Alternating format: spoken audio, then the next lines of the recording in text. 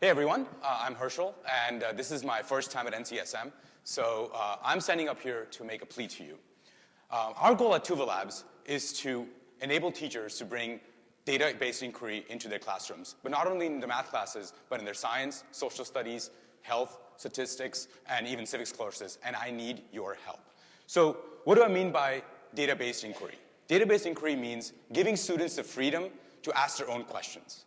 It means giving them an opportunity to explore, analyze, and visualize real data.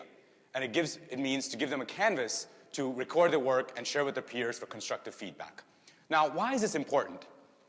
Data is starting to permeate every aspect of our lives. Now, let me tell you folks that this is just the first inning.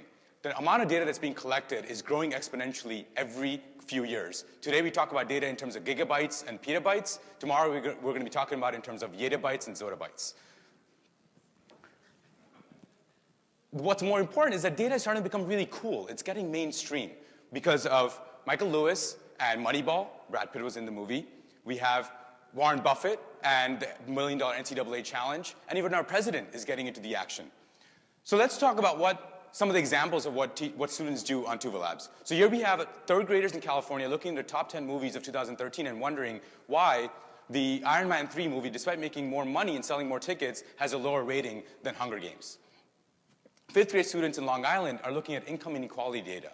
They're wondering in which careers are men and women paid unequally. And it turns out that in physicians and surgeons, there's the largest disparity. You have eighth grade students in New Jersey looking into data around energy consumption and population growth over the last 20 years. They're asking some great questions, and we're going to leave, just for the sake of time, the Chris Christie jokes for later. There's ninth grade students in the Bronx that are looking at data around the population in their own neighborhood, asking questions and understanding about what's important in their own communities.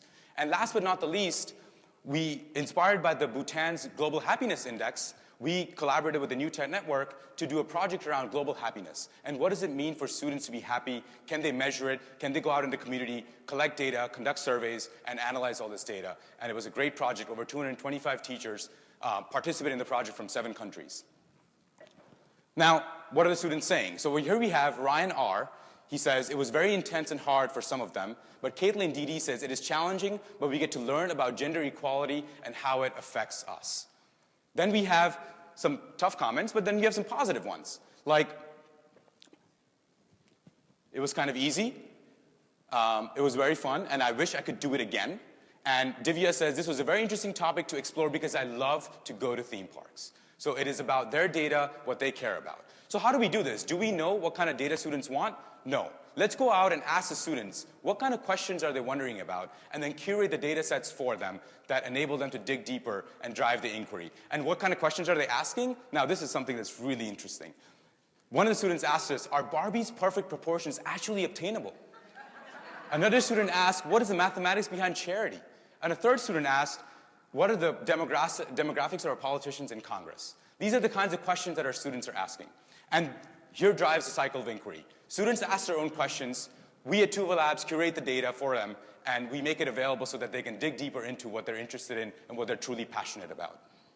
Now, what about our story? This is my first time at NCSM. The story begins halfway across the world in New Delhi, where I was working at a tutoring center in one of the largest slums in South Delhi. And it was an amazing time where I would spend my mornings spending with teachers and students, learning and teaching, and I would spend my evenings learning how to code to build the first version of tuvalabs.com. So the idea here is data is starting to become really important. Let me show you an example, a critical real-world example. Right after the March 2011 earthquake in Japan, a program called Safecast was launched to collect data about the radiation levels in the country as quickly as possible. Guess who came to the rescue? People like you and me. We collected, they passed out Geiger counters, collected the data, and made it all available so that the Japanese population can see what the radiation levels are like. Data can help us solve big environmental, economic, and societal problems. And it is now our time, and it is up to us to enable these skills into our students. That is why I'm here, and I encourage you to bring these skills into your classrooms, and let's work on this together. Thank you.